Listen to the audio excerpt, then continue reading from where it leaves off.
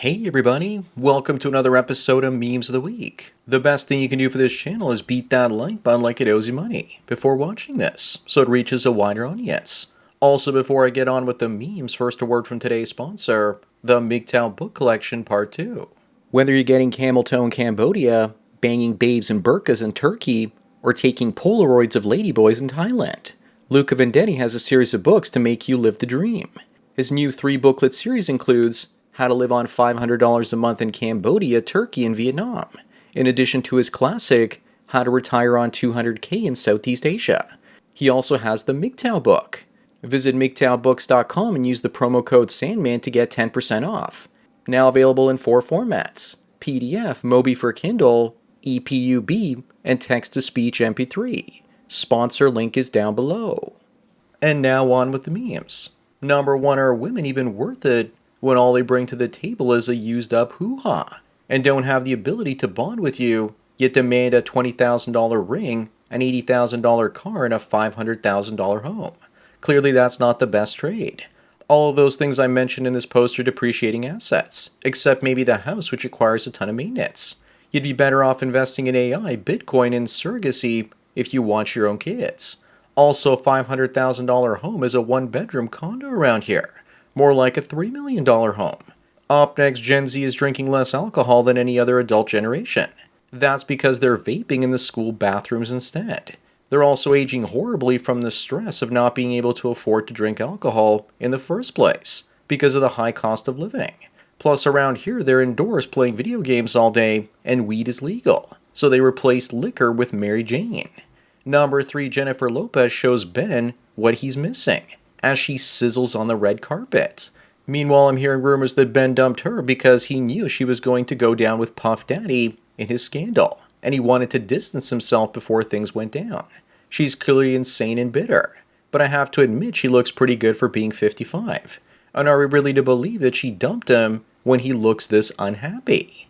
Moving on, this woman says the fact that the guy she went on a date with and expected her to wait for him while holding his drink shows her he's a bad man, and so she had to leave and block him. Was she out of line? I think she wasn't attracted to him in the first place, and this is her making an excuse and having plausible deniability as to why she blocked him. If she was so attracted to him, she would have waited for hours if she had to. She doesn't have the market value for this type of attitude either. Number 5, imagine if you're about to get intimate with a woman and she pulls her skirt up and you see this. What would you do? I'd tell her that she raisined up earlier than usual.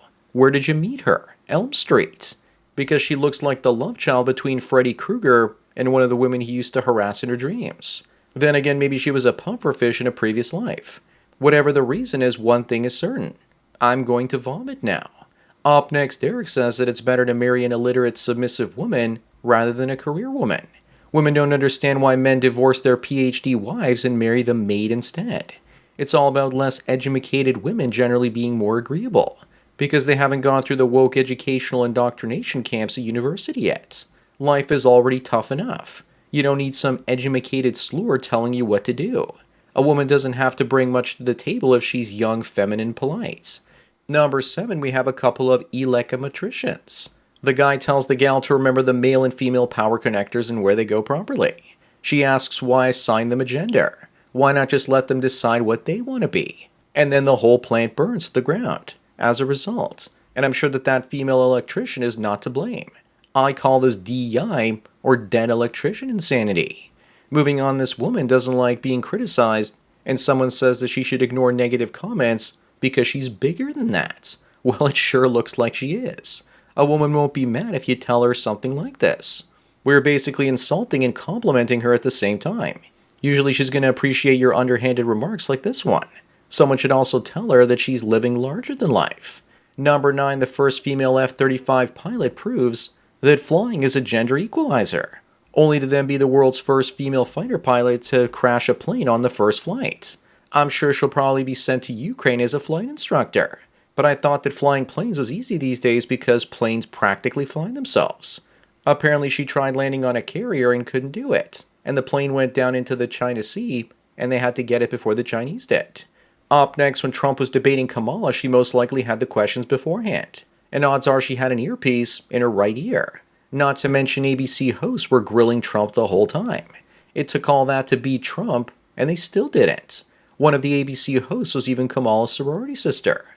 Most people say it was 3 against 1, but it was more like David Muir versus Trump. This just pretty much sums up the entire debate. Number 11, Tom Holland is officially returning to Spider-Man 4. I'm just glad they won't be bringing Zendaya back. Now they just need to get Sydney Sweeney to be the love interest as the Black Cat character. Spider-Man will finally get a good-looking love interest after more than 10 films with Spider-Man in them. Moving on, here's the difference between modern women at their peak and after they hit the wall. The best time for a woman to desperately look for a good man is when she's young, but they'll all wait until they're older and in the end end up with cats wondering where all the good guys have gone. The good men are hiding from all those crazy post-ball women that want to trap them in so-called loving relationships. Once they get into their mid-40s, they have the rest of their lives to accept that they made a mistake. Number 13, it looks like the wokies in Australia finally did something good for a change. They'll be banning kids from using social media possibly all the way up until the age of 16. But how will they do that if the kids get VPNs and sign up for them anonymously? But is Australia really smart or tyrannical because it might be part of the plan to step up a digital ID system like China? But how about we just ban bloated governments instead? Up next, Haitian illegal immigrants are eating cats and dogs in Springfield, while illegal Honduran immigrants say hold my tequila as they're arrested after shooting down a bald eagle that they planned to eat in Nebraska. The local community was in an uproar. I thought this was a fake story, but it turns out it's real. Now they're eating the eagles. First they came for the Canada geese and I said nothing. Now here are the two douchebags that came for the bald eagles. Number 15, this guy says he's going to steal your heart to a woman. She thinks he's a romantic, but he's actually an organ trafficker. Even if she found out, she wouldn't care and would be dropping her panties and ripping her own chest open to be with a man like that. Even if they catch him and throw him in prison, women would still be writing to him trying to visit him because he's such a good-looking romantic. They just can't help themselves. Moving on, someone says this place is in dire need of 40,000 Somalian migrants. Those sound like rookie numbers. They need to work on getting those up. Sure, put them there without any electricity and heat, and let's see if they survive the winter. But even if they all froze, I still wouldn't wish that on such a beautiful place like that in the first place. Here, now doesn't that look so much better? Number 17, this woman is upset because her ex-husband fed her vegan daughter chicken McNuggets behind her back, and now her daughter keeps demanding meat.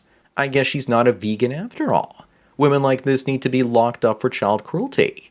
Next time he needs to take her daughter to the steakhouse and get her the biggest T-bone steak, and what she can't finish he needs to take home in a doggy bag to piss off his ex-wife even further. Up next, Caitlin Clark blows her entire league salary on a flashy 2010 Ford Fiesta. I guess that's all the money you make when only 20 people come to your games. And the only reason she got that much was because the NBA subsidizes the women's basketball league. Here's what most stadiums look like on game day at women's sporting events. Maybe she should have gone into tennis because at least there, she would have been able to earn a little bit more. Number 19, someone says choose your side. The trafficker versus the PDF file. Not a great selection. Tate isn't the model man and admitted texting other men pretending to be a woman.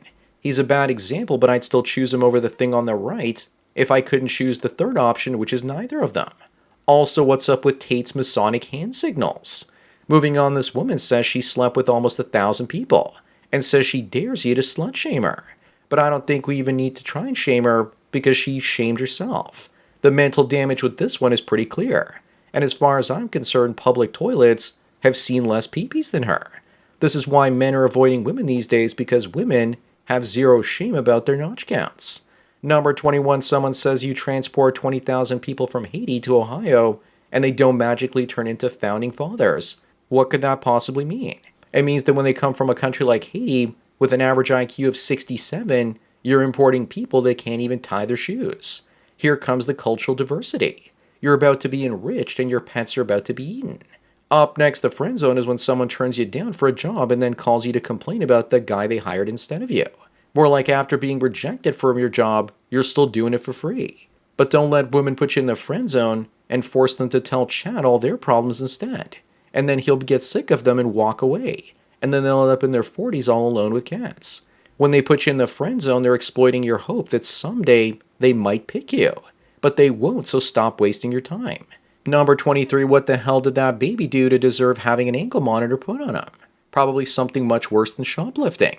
Maybe it's like training wheels, only instead of for riding a bike, it's for future criminals. Or perhaps the baby knocked off a milk truck. Also, why is that baby black when it looks like both of the parents are white? I wouldn't be surprised if this is an AI generated image or something.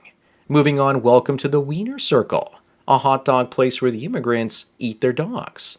I guess this has a whole new meaning now. If you're in Ohio, here's your Haitian neighbor after figuring out that Mittens still has 4 lives left.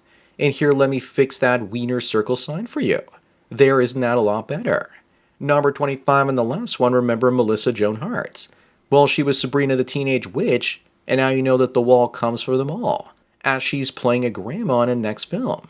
Looks like time has not been kind to her. If she lost some weight and wore some fitted clothing, she would actually look a whole lot better.